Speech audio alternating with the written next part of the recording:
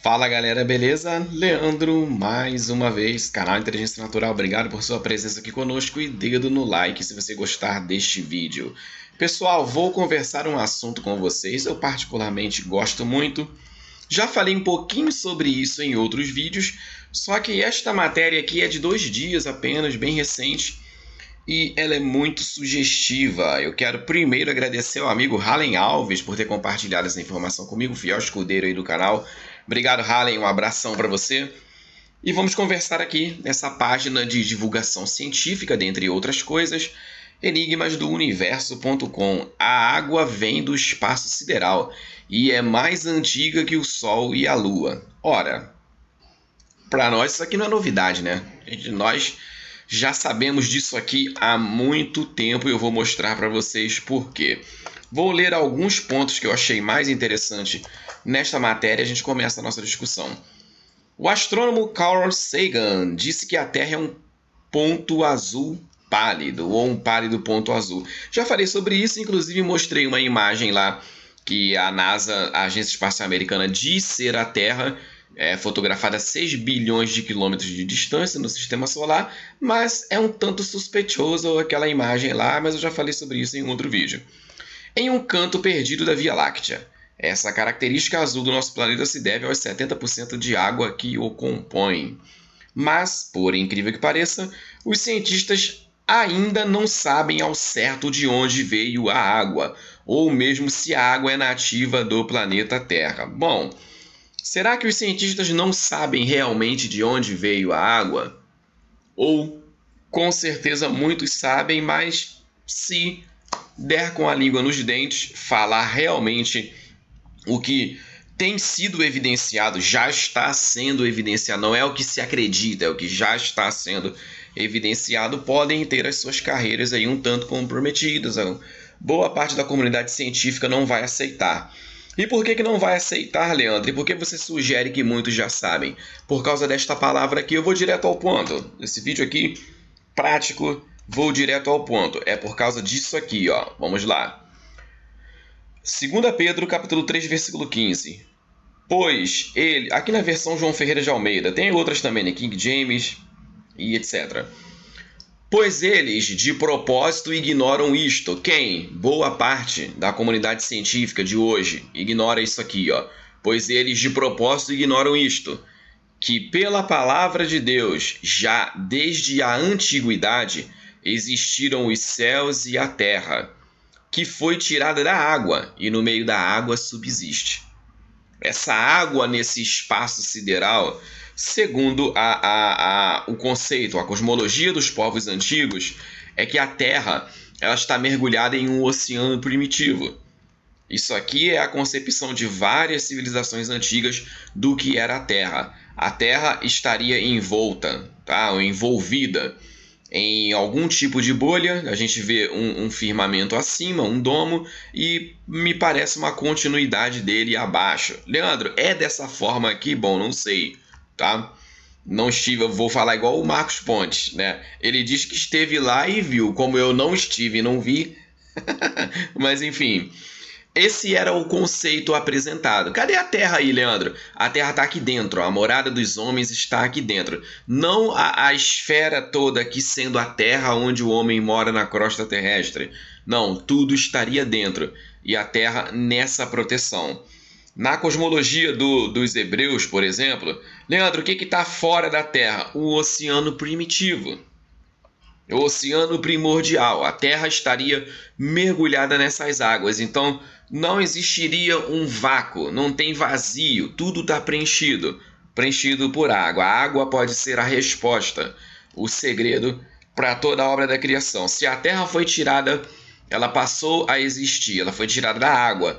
E no meio da água ela subsiste, esse entendimento faz sentido. Vamos continuar a leitura e correlacionando os pontos.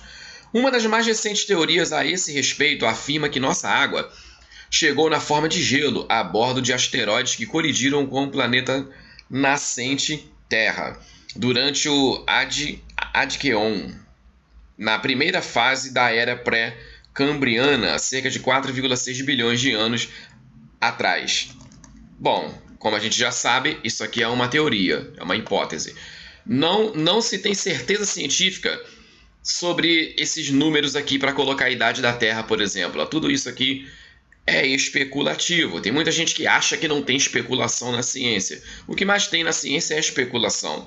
Especulação não é ciência, mas busca-se fazer ciência a partir de especulações, a partir de teorias. E quando as teorias se encaixam nos fatos, aí sim ela pode se tornar uma lei científica. Do contrário, tem que se mudar a teoria, não o fato. O fato é fato. Isso implicaria que a água da Terra é mais antiga que o Sol em nosso sistema solar. Leandro, como assim a água seria mais antiga do que o Sol e inclusive do que a Lua? Bom, se você voltar na narrativa dos povos antigos e inclusive a bíblica, você vai ver o princípio da criação, como que o Sol e a Lua vieram depois. No princípio criou Deus os céus e a terra. E a terra era sem forma e vazia, e havia trevas sobre a face do abismo. E o Espírito de Deus se movia sobre a face das águas. O primeiro elemento a ser citado, águas, tá? Águas. O Criador, o Espírito de Deus, o Espírito do Criador já existia. E depois é citado as águas. E disse Deus, haja luz e houve luz. Que luz é essa, Leandro? É o sol? Não, essa luz aqui ainda não é o sol, segundo a narrativa. O sol vai ser depois. E viu Deus que era a luz, que era boa a luz, e fez Deus separação entre a luz e as trevas. E Deus chamou a luz dia, e as trevas chamou noite, e foi a tarde e a manhã o dia primeiro. E disse Deus, haja uma expansão no meio das águas. Era tudo água. E haja separação entre águas e águas. A expansão é que fez a separação entre águas e águas. E fez Deus a expansão e fez separação entre águas e águas, que estavam debaixo da expansão e as águas que estavam sobre a expansão, e assim foi. E chamou Deus a expansão céus, ou firmamento, ou domo, ou a cúpula, e foi a tarde e a manhã o dia segundo. E disse Deus, ajuntem-se as águas debaixo dos céus, num lugar, e apareça a porção seca, e assim foi. E chamou Deus a porção seca a terra, e ao ajuntamento das águas chamou mares. E viu Deus que era bom. Bom, como é que ficaria esse entendimento aqui, Leandro, para essa narrativa? Vamos imaginar que no princípio da criação era tudo isso aqui, ó, como está lá, só água. E no meio das águas, o Criador fez uma expansão que ele chamou de céu. Ele fez uma separação, tá? E essa separação, ela conseguiu separar águas de cima de águas de baixo. A água de baixo são águas dos mares, dos oceanos e etc. E daí ele fez aparecer a porção seca, a terra. Então, acima dessa expansão, segundo a narrativa, que é chamada de céus, o céu é a expansão, conforme eu li aí para vocês, tem água, não tem um vácuo, que a nave, a espaçonave viaja lá, vai lá, flutua pelo vácuo, aí pousa em Marte, planta batata, vai lá na Lua Europa, Lua de Júpiter, e pesca peixe lá no oceano, abaixo do gelo da Lua de Júpiter, nada disso. Tudo o mar que eu não sei se ele é infinito, não sei se ele é finito, enfim. Então, aí depois você verá na narrativa que o Criador ele faz o Sol e a Lua, tá? Ó, lá no versículo 16, e fez Deus os grandes luminares, o luminar maior para governar o dia e o luminar menor para governar a noite, e fez as estrelas. Então, as luminárias celestes foram criadas depois, concordando com isso aqui que está sendo que estão suspeitando aí cientificamente, né? Na verdade, eles estão concordando, porque essa narrativa vem primeiro. A água do espaço sideral é mais antiga que o Sol e a Lua. Aí eu vou continuar ainda a ler mais um pouquinho. Segundo Starkey, as rochas no centro da Terra contêm pequenos bolsões de água que funcionam como cápsulas do tempo para descobrir como era a atmosfera bilhões de anos atrás. É tanta água que as rochas da Terra, segundo está sendo dito aqui, contém bolsões de água. É água para tudo quanto é lugar. A resposta para tudo está na água. Usando um espectrômetro de massa de precisão, a doutora Stark e sua equipe conseguiram separar e medir isótopos de oxigênio em amostras de rochas terrestres e lunares, a fim de procurar as evidências mais antigas de água. Rochas lunares? Bom, isso aqui para mim é um tanto suspeitoso.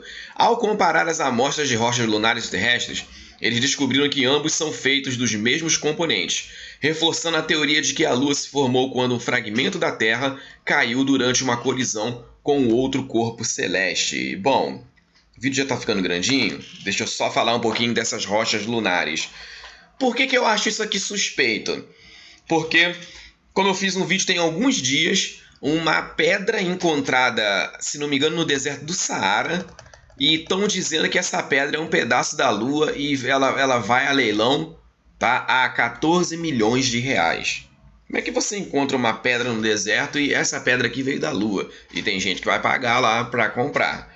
Outra situação ainda anterior a esta é que foi levada uma rocha lunar, a história é essa, lá para...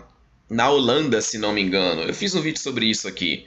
E um camarada lá ficou meio desconfiado e falou assim, bom, peraí, uma relíquia dessa, um pedaço, uma amostra da Lua, foi entregue de presente aqui, assim, fácil. O cara resolveu fazer uma análise química e descobriu que era madeira petrificada. Tá? Madeira petrificada. E deram como se fosse um pedaço da Lua. Então, essa história de rocha lunar é complicada. E o que sustenta a minha desconfiança, o meu questionamento, é o que a própria pesquisadora aqui diz, tá?